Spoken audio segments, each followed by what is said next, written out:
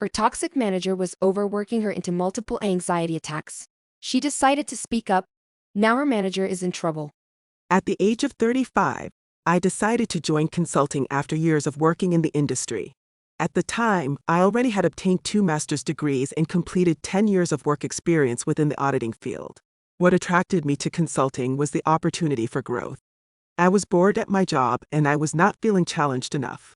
So, when I learned about consulting, I was excited to make the career shift. However, I quickly learned that the consulting culture is a different breed of its own.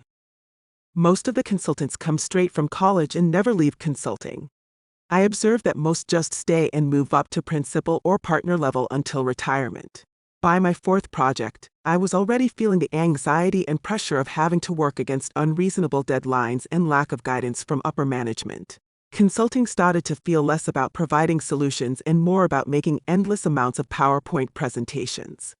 By the time I came across my 5th project, I was already second-guessing my choice to shift into consulting. But my previous teams and managers up until this point were pretty nice and professional with me. It was often the clients who would put the stress on the team and make additional requests that were always outside of scope. But this new engagement was going to be with a cross-operational team from Chicago. I was put onto an audit engagement as an SME, and I would work remotely. I was about to learn that even the divisional teams within my consulting firm also had their own culture and working style. My new manager was a 28-year-old man who never worked outside of consulting and was a big-time micromanager.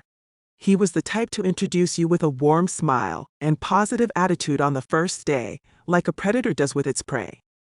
Then he quickly showed his true colors as the engagement progressed. This manager came across as insecure and somewhat self-centered, but he would often put a nice demeanor on and told me not to hesitate to reach out to him if I needed anything. I didn't pick up on anything toxic at the time, besides the slight frown he made when I spoke about my previous work experience and accomplishments. But I had decided to ignore it. What a mistake that was. As the project progressed, the internal behavior within the team during team status calls became increasingly stressful. My manager would have a demanding tone with everyone, and only provide small information about client communication. I often couldn't email the client directly, without every message being reviewed and criticized. I started to dread coming to work and I had trouble sleeping. I had dealt with anxiety and stress before, but this was a whole new level. My anxiety would manifest into physical symptoms and I felt that I wasn't able to keep up with the work. One day, while I was working on yet another presentational deck, I got a call from my client. He had seen my analysis of their security environment, where I observed a gap in their incident response ticketing process that I stated could result in significant reputational and financial impacts. The client wanted to personally let me know how impressed he was with my work. He also revealed to me he especially thought my meeting presence and control was much better than my manager's, who he thought initially was working for me. Because of the limited interaction I had with my clients, this was the first time on the project I was getting such positive feedback. So much so, that I started to get upset as to why I was being treated poorly. As if my performance was being met negatively by the clients. Because the team is so stretched and stressed about their own tasks, we often do not get to talk to each other outside of status calls. I decided to change that and ask the team more about their interaction with the manager. I was a borrowed resource, but everyone else on the team had worked with this manager for years. When I say I was furious after my interaction with my peers, this is not an understatement. Apparently, everyone expressed they also received the same rude and stressful behavior from the manager.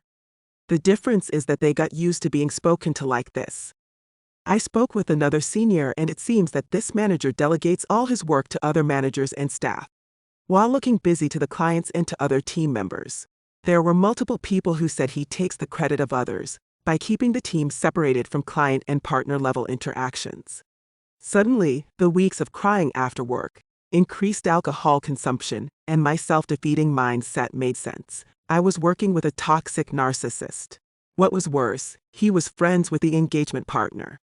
So, there was a fear within the group about speaking up against the manager since they would probably be working with him again in future engagements. For me it was different. This wasn't my group, and at this point, my reputation with my group and my counseling family was great. Over the next week, I started to assert more of my boundaries and I documented my communication with my manager. I went ahead and consulted my concerns with my counselor, who agreed to take the matter seriously.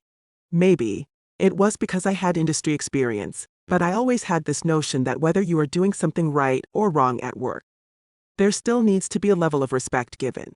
After all, we are all adults and there is never a need to make work harder than it needs to be. So, I made a complaint with the senior manager and partner on the engagement. My division's partner also attended the conversation and supported me. Client feedback and deliverables showed I was diligent in my work, and the concern was more about the work culture. After the conversation, it was decided I would work directly with the senior manager and finish off the project. I also refused to work with the manager on any future cross-team engagements, which was also agreed on. At this point, I will be honest, I wasn't 100% satisfied. I felt that a very toxic person was clearly getting a pass for basically messing with his team members' mental health. So I finished the project, and when the engagement ended, I was more than happy to leave the whole situation behind me and never wanted to work with that manager again. A week went by, and I decided to have a Zoom catch-up with one of the seniors from the engagement. The manager's name was brought up. He was forced to leave the firm. It seems that my decision to speak up against the manager started a chain reaction. The team heard about my meeting, and like all consulting gossip, it spread like wildfire. It was the push some seniors and staff needed to come out and also complain about the manager. There were HR reports made about bullying behavior and overworking individuals into panic attacks. No one came forward before because of this manager's mentor relationship with one of the firm's partners. It was nice to know that I helped to start something that would help the work culture of the firm. Ultimately, I decided to leave consulting and go back into the industry. But that same person later contacted me and told me that the number of complaints was enough to raise HR concerns, and the manager ultimately left the firm. Thank you for watching. If you want more consulting stories like this, please make sure to like and subscribe to this channel.